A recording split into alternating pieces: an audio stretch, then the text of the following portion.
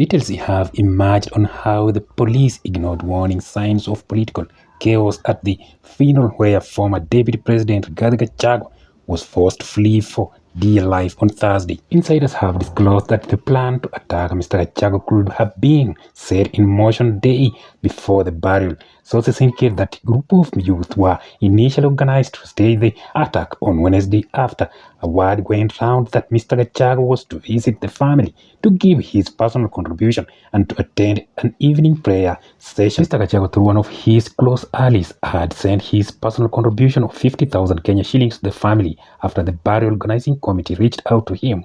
Mr. Gachagua also communicated his intention to attend the burial. This is according to the Joseph Karanja Muchai alias Shuja, who was part of the organizing committee. Limuru hatukuangi hivyo. Limuru hatukuangi hivyo. Hao sio sisi. Hao sio sisi. Rigiji tunampenda. It is very disappointing, very annoying because the withdrawal of security was on course. Yes, it was not just like that. How just did that happen? Few days after the withdrawal of his security, then he's getting attacked. Limuru hatukuangi hivyo. Those are paid goods with own reason. A senior police source revealed in confidence that they had all the intelligence that there was a likelihood that chaos would occur given past experience after Gachagua was impeached. He, however, claimed that people close to executive used the influence to warn senior police officers against providing Gachagua's event with security. The goons were reportedly ferried to Bibiro in location, the venue of the burial from Kabete, Kikuyu, Limuru, and Kiamba. How can you hire goons to come and beat people at a funeral? Because it was obvious Gachagua could not do that. He was just going there to mourn with the mourners. But and Peter Mwadhi, we are looking for Mheshimiwa Peter Mwadhi because we are told he was also abducted because he was just about to invite Gachagua to make his remarks, give his condolences, and then hired goons.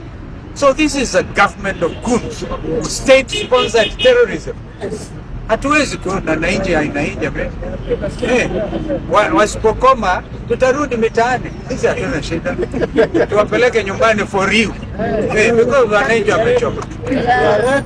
They started arriving from 8 a.m. even before the procession from the mortuary arrived. Witnesses' accounts narrated how the young men, whom the villagers could tell were not from the area, went on smoking spree after they arrived and positioned themselves strategically facing and close to the VIP dais. They would then hurl stones at the main dais before bringing the tents down, using chairs, sticks, and all manner of other weapons to attack the motorcades of Mr. Gachagua and his close political allies. In further drama, former Limuru MP Peter Mwahi and Bibirioni Wari MCA Christopher Ireri claimed that they had been abducted at the scene, bundled into Subaru cars, and driven around and later be dumped near Ruiru town. Mr. Amin advised all interested parties to stop making allegations that are not being reported officially at the police station. Mr. Gachagua was attending the burial of Erastus Ndwati 23 alias Mwene Limuru, owner of Limuru. Mr. Ndwati died after his brother woke up one morning and after short altercation early last week, slashed him to death with a machete.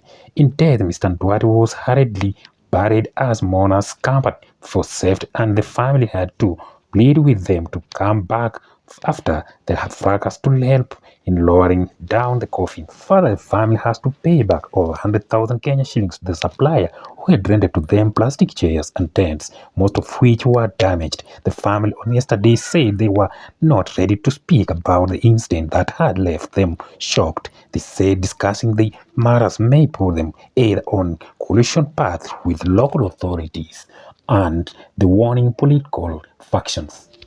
Mr. Ndwati's burial had attracted huge number of mourners and politicians because of huge following, thanks to his regular contributions via phone calls and text messages on evangelical radio stations where he contributed on different social, political, and economic matters. Who are here, and members of the Fourth Estate.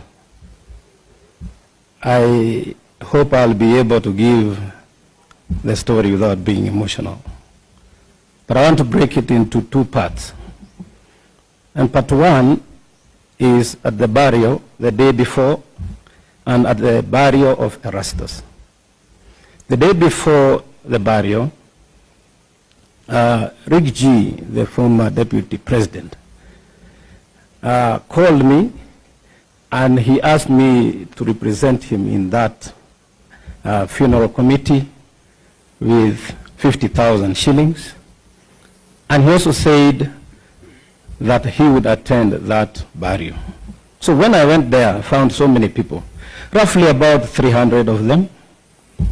And when I spoke to them, because they gathered, I spoke about what Rigiji had told me, pole, kwa familia, and then I've also brought my pole. And then I told them, for what Rigiji is doing in our community or our area, I would be pleased if Rigiji himself, Stephen Kalonzo Musyoka, who is here, somebody like Matiang'i,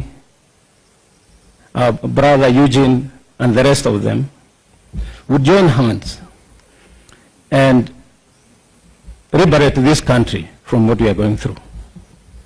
The people who are there were very excited, extremely excited, even to hear that Rick G was going to come. But more importantly, when they heard that there is intention to bring all of us together so that we can liberate our country. That was the day before. And so I told Rick G, watu wamepokea vizuri na wamesema unaweza kuja. The chaos happened when former Limuru legislator Peter Mwathe was delivering his speech. His fallout with his successor Peter John Gachagua was evident as Mr. Gachagua sat in the public area avoiding in the VIP section that hosted Mr. Gachagua and Kiambu Senator Karuga Wathiangwa among other dignitaries.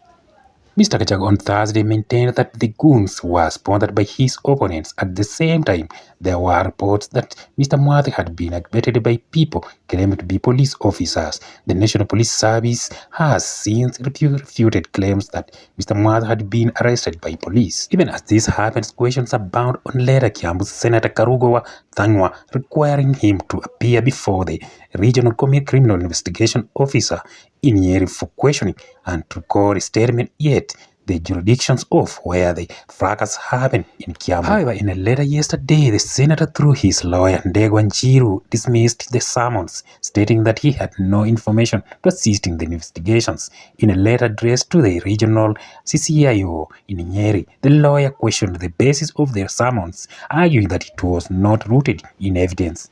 Thursday's chaos comes a few weeks after the November 10th incident where detectives reportedly tried to stop Nairobi-based church from hosting Mr. Gachagua. Bishop J.J. Gitahi, the founder of Priesthood Fellowship Church at Kahawa West in Roysambu, had told the congregation that the state had claimed that hosting the impeached deputy president would have amounted to incident and disrupting the peace in the area.